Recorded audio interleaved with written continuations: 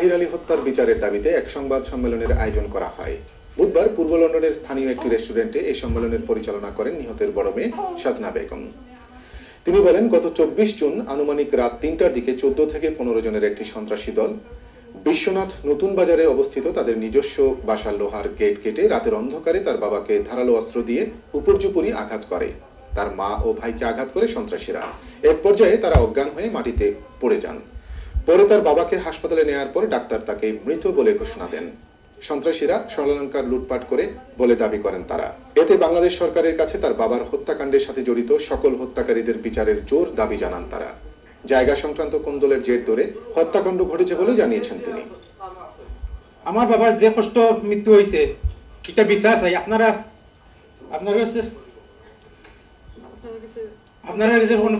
সবার কাছে সাহায্য চাইলাম যে বিচারটা আমরা দেখতে চাই। ডাকাতের হামলায় নিহত প্রবাসী শেখ তাহির আলীর পরিবারবর্গ সিলেট ও বিশ্বনাথে কর্মরত প্রিন্ট ও ইলেকট্রনিক মিডিয়ার সাংবাদিকদের সাথে মতবিনিময় করেছেন। শুক্রবার বিকেলে বিশ্বনাথ নতুন বাজারস্থ তাহির আলী মার্কেটের সম্মুখে সাংবাদিকদের সাথে এই মতবিনিময় সভা অনুষ্ঠিত হয়।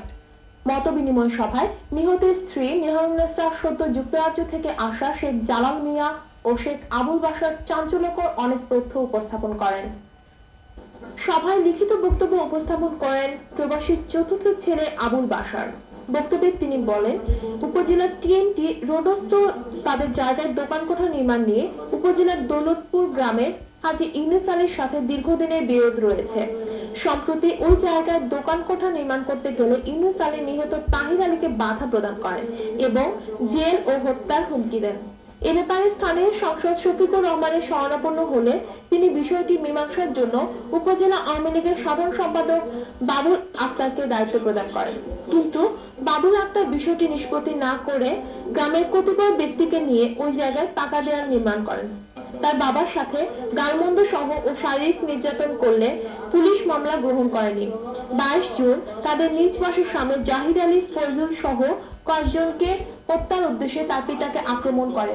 পরে গত 24 জুন রাতে বাসার কলাপসিবল গেট কেটে ময়না মিয়া, জাহির আলী সহ 14 থেকে 15 জনের সংঘবদ্ধ সন্ত্রাসী দল তাদের বাসায় ঢুকে তাদের পিতাকে হত্যা করে এবং প্রায় 2 কোটি টাকার মালামাল লুট করে নিয়ে যায়। বাশার আরো উল্লেখ করেন, ঘটনার পর তার মা ঘটনাকারীদের নাম পুলিশের নিকট বললেও পুলিশ ব্যবস্থা নেননি।